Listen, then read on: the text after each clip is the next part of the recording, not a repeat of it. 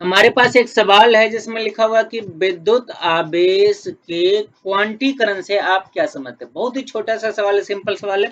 ये जेएससी 2019 में पूछा गया था, लेकिन इस प्रकार के प्रश्न सभी बोर्ड एग्जाम में पूछे जाते हैं। इस प्रकार के प्रश्न Bihar board, Jharkhand board, UP board, MP board, Rajasthan board, Haryana board, लगभग सभी बोर्ड एग्जाम में छोटे छोटे प्रश्न के रूप में इस प्रकार से पूछे जाते हैं। तो हम लोग समझेंगे कि आवेशों के क्वांटीकरण से क्या अर्थ होता है, क्या होता है आवेशों का क्वांटीकरण। तो ध्यान से समझिएगा, आवेशों का क्वांटीकरण विद्युत आवेश का एक गुण है। आवेशों का क्वांटीकरण, आवेशों का क्वांटीकरण क्या है, विद्युत आवेश का एक गुण है, जिसमें क्या होता है, ध्यान से सुनिएगा। परिभाषा पहले पहले समझ लिया जाए, फिर हम लोग परिभाषा लिखेंगे। तो अगर ये कोई एक वस्तु है तो इस पर कुछ कुछ आवेश है, Q1 है, Q2 है, Q3, इस पर कुछ आवेश है। तो जब इस वस्तु पर टोटल आवेश के बारे में बात किया जाएगा, Q के बारे में बात किया जाएगा, तो जब भी टोटल आवेश, कुल आवेश इस वस्तु पर निकालेंगे, हमेशा वो पूर्ण संख्या के रूप में होगा। जैसे कि 5 आवेश होगा, 6 आवेश होगा, 10 होंगे, 50 होंगे, 100 होंगे, और कभी नहीं हो सकता क्या चीज, जैसे आधा आवेश कभी नहीं होगा, 3/2 आवेश कभी नहीं होगा, 5.1/2 आवेश कभी नहीं होगा, 2.3 आवेश कभी नहीं होगा। यानी कि किसी वस्तु पर जो कुल आवेश की मात्रा होती है वो हमेशा पूर्ण संख्या के रूप में होती है, पूर्ण संख्या के गुणक के रूप में होती है।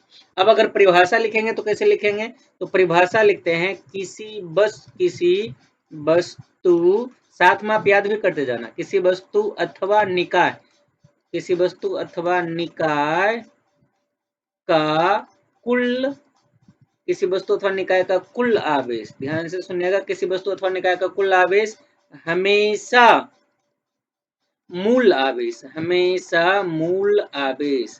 अच्छा, ये मूल आवेश क्या है, तो मूल आवेश को ई से सूचित किया था, इसका मान 1.6 गुना 10 की पावर -19 कूलम्ब होता है।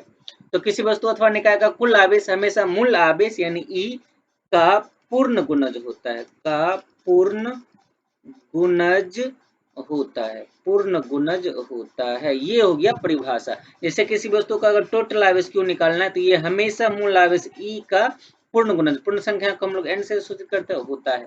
अगर कोई वस्तु आवेशों का त्याग करता है तो धनात्मक होगा, लेकिन अगर कोई वस्तु आवेश का ग्रहण करता है तो ऋणात्मक होगा। तो ये हो गया हमारा फॉर्मूला, Q बराबर +-N × E। तो आपको ये परिभाषा और सूत्र याद रखना है। इस प्रकार से सब्जेक्टिव और शॉर्ट में प्रश्न सभी बोर्ड एग्जाम में पूछे जाते हैं। तो आज के वीडियो को पूरा देखने के लिए आप सबका बहुत बहुत धन्यवाद। अगला आपका क्या सवाल है हमें कमेंट सेक्शन में जरूर बताइएगा, आपको जल्द से जल्द इसका जवाब मिलेगी। बहुत बहुत धन्यवाद।